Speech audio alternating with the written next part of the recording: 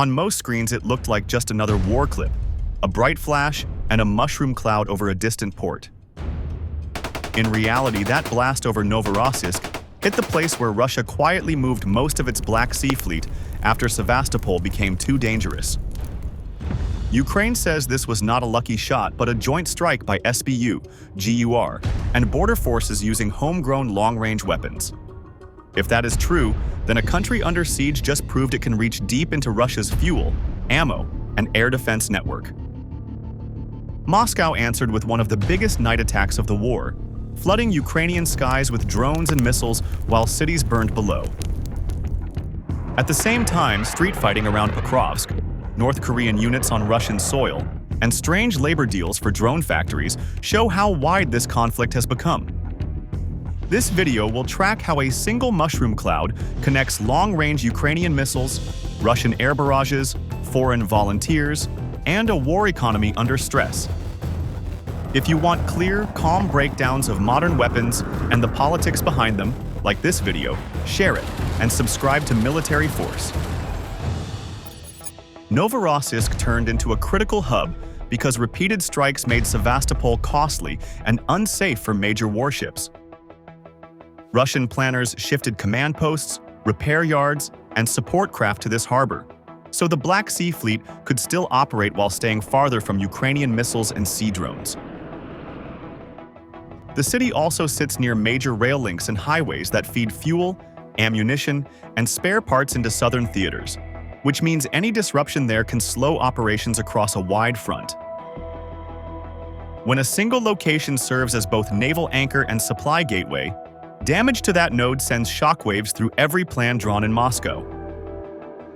The same shoreline holds large oil terminals that load tankers for export and feed domestic refineries, so those facilities are not just military assets, but part of Russia's wider economic lifeline.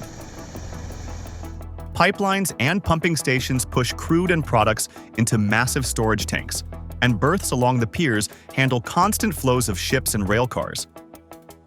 If fire or blast waves cut valves, burst lines, or wreck loading arms, the immediate result is more than a short outage, because each lost day affects revenue, fuel stocks, and transport schedules.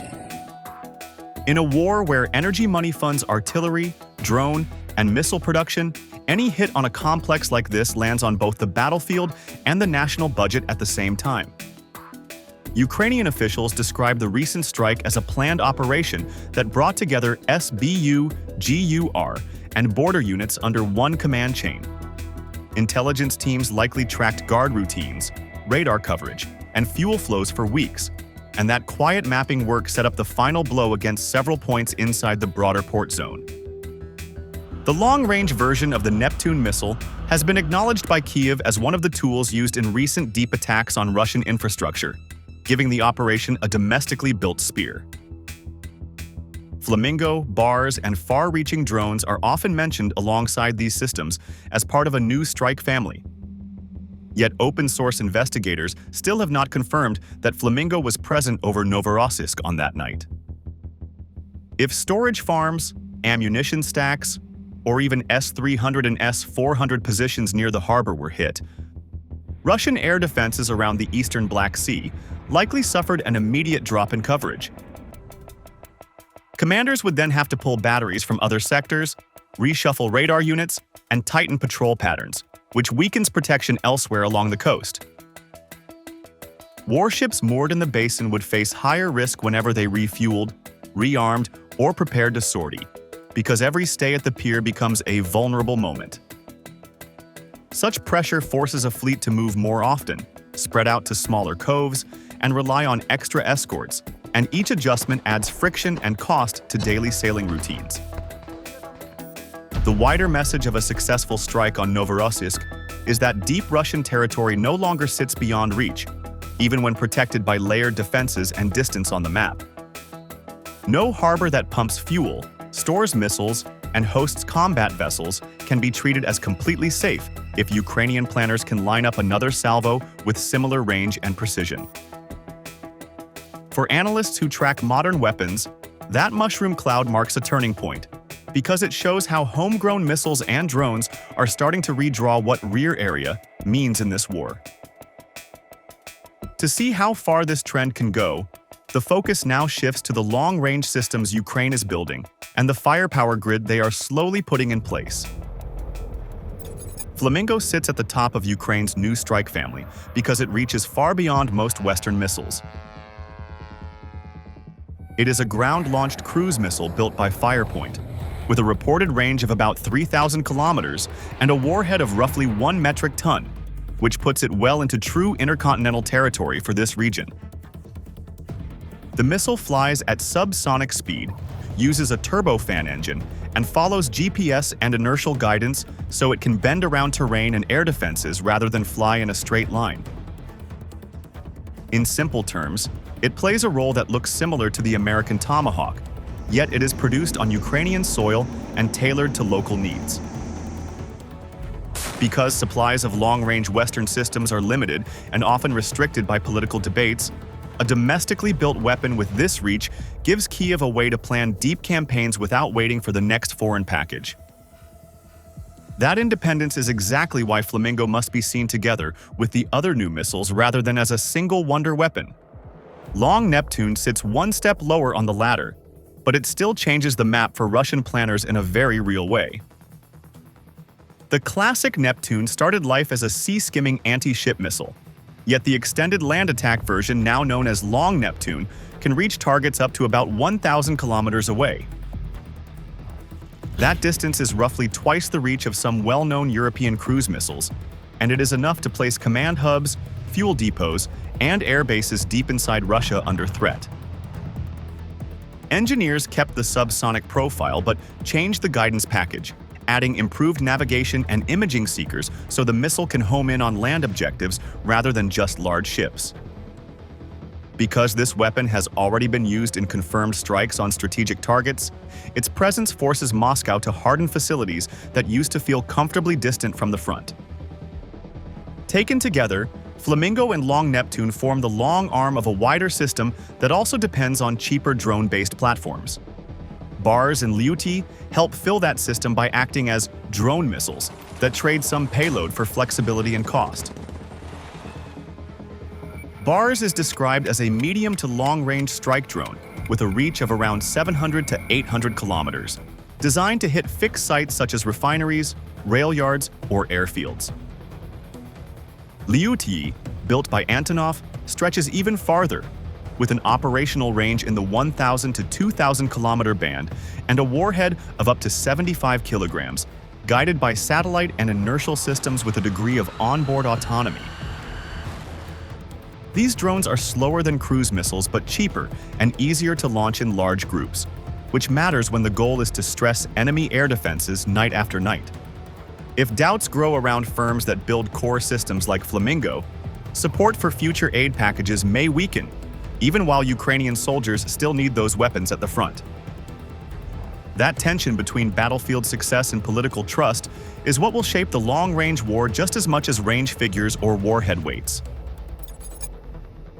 Russia answered the deep strikes with one of the heaviest air attacks of the war, and that single night turned the sky over Ukraine into a firing range. In several hours, Russian forces launched roughly 430 to 450 one-way attack drones, together with about 20 to 40 cruise and ballistic missiles, mixing systems such as Iskander, Kaliber, Kinjal, and Zircon in one layered salvo. Radar screens showed waves coming in from different directions and at different heights, so operators had to sort targets in seconds while alarms sounded across multiple regions. People in Kyiv and other large cities filmed long lines of burning trails above apartment blocks, and those images revealed how Moscow tries to overload defenses with sheer volume rather than precision. This kind of mass strike is meant to punch through shields by numbers alone, so the pattern of that night matters for anyone who wants to understand how air pressure is now used as a strategic tool. The impact on urban areas was visible long after the last explosion faded, because many hits landed close to homes and public services.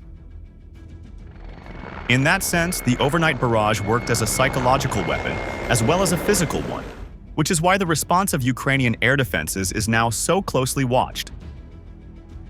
Ukrainian officials later reported that most incoming drones and many missiles were destroyed before they reached their assigned points, yet some high-speed weapons still slipped through. The financial side also stood out, because each relatively cheap Shahed forced defenders to consider firing an interceptor worth hundreds of thousands or even millions of dollars. When this trade repeats night after night, it turns every siren into an economic decision as well as a tactical one. And that is why Ukrainian planners are looking hard at cheaper ways to shoot down slow threats. One unusual answer came from a helicopter crew that used an American M134 minigun to bring down a Shahed at close range. Footage from that mission showed a Soviet-era airframe flying alongside the drone, while the rotating barrels spat long bursts into the dark until the target broke apart and fell in flames. The clip reminded viewers that these one-way UAVs do not dodge like cruise missiles and do not hug terrain. So a pilot or gunner who can get near enough has a real chance with medium weapons. This kind of improvisation points toward a broader mix of defenses, where mobile guns, truck-mounted cannons, and interceptor drones soak up part of the workload instead of leaving everything to high-end batteries. If that layered approach expands, it can ease pressure on expensive systems and make mass raids less efficient, which leads directly into the larger story of how both sides are trying to scale their war industries. The ability to fire hundreds of air vehicles in one night means Russia has secured steady supplies of engines, explosives, and electronics from its own factories and friendly states. Networks that include partners in Iran, North Korea, and China help feed production lines with components and raw materials, so the Kremlin can plan long campaigns rather than single shows of force. In reply, Ukraine and its backers are racing to increase output of interceptors, Storm Shadow-class cruise missiles, and artillery rounds, turning European and American plants into key assets in the conflict. Political leaders speak about budgets, but the real measure on the ground is how many launchers stay loaded and how many batteries remain ready when new waves appear on the horizon.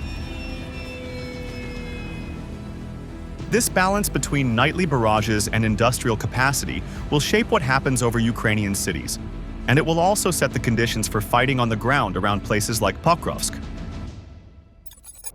Reports that Pokrovsk had already fallen turned out to be too simple, because new maps showed Ukrainian units still holding parts of the north and northwest. Small groups of defenders remain in shattered apartment blocks and industrial yards, and they use every basement and stairwell as a firing point.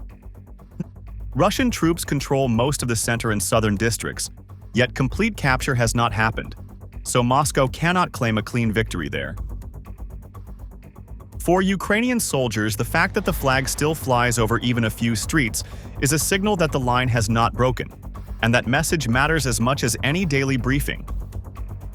That is why the current shape of the front around Pokrovsk carries weight far beyond one small area on the eastern map.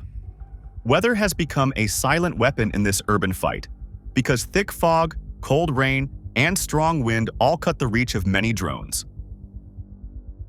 Most FPV platforms and cheap quadcopters use optical cameras, so when clouds sit low and visibility drops, their operators struggle to identify targets and keep stable control.